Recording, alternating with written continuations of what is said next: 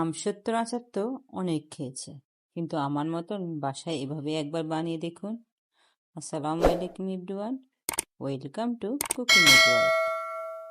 আমি যে আমসত্ত্বটা বানাবো সেখানে পাকা আম ব্যবহার করছি। আপনারা চাইলে কাঁচা আম দিয়ে করতে পারবেন, কিন্তু কালারটা সুন্দর আসবে না।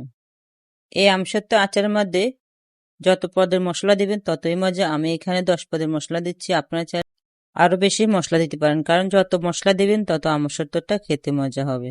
আমি পিউরিগুলো ছেঁকে নিয়েছি। মেজারমেন্টের 1 কাপ দিচ্ছি চিনি, আর 1 চামচ দিচ্ছি লবণ, আর কিছু লাল মরিচ গুঁড়ো। আমি যে মশলাগুলো ভেজে রেখেছি সেটা এখন গুঁড়ো করে আমি এর পিউরির মধ্যে দিয়ে দিচ্ছি। একটু বাড়িয়ে দিবেন, তাহলে খেতে বেশি মজা লাগবে। এই মশলাটা আমের সাথে একটু ভালো করে মিশিয়ে তারপর নামিয়ে ফেলবেন।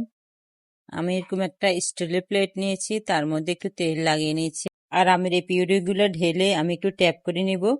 আর যে মশলাটা বানিয়েছি সেখান থেকে কিছু মশলা একটু ছিটিয়ে দিব। ফিরে আসছি 2 দিন পর।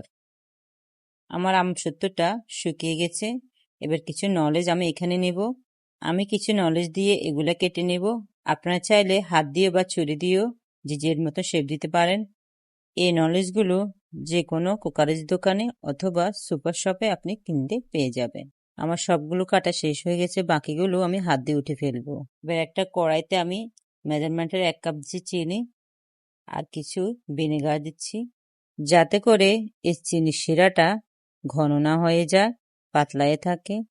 আপনারা চাইলে লেবু রসটা ইউজ করতে পারেন। অন্য একটা কড়াইতে আমি কিছু শিরা করে রেখেছি সেটা এখন দিয়ে দেব, আর আমসত্ত্বগুলো এই শিরার মধ্যে দিয়ে দিব, আর একটু নেড়ে ছেড়ে নেব। এই আচারগুলো বাসায় একবার হলে ট্রাই করবেন, খুবই মজা। এবার কিছু লাল মরিচ দিয়ে দিচ্ছি আমি এখানে। এই শিরা আর আচারটা যখন একসাথে মিশে যাবে খুবই মজা লাগে। আর কিছু মশলা আমি করে রেখেছি সেটা আবার একটু দিয়ে দিচ্ছি, একটু স্মেল আসার জন্য। এবার একটু নেড়েচেড়ে নামিয়ে ফেলবো। হয়ে গেল আমার আমসত্ত্ব আচার।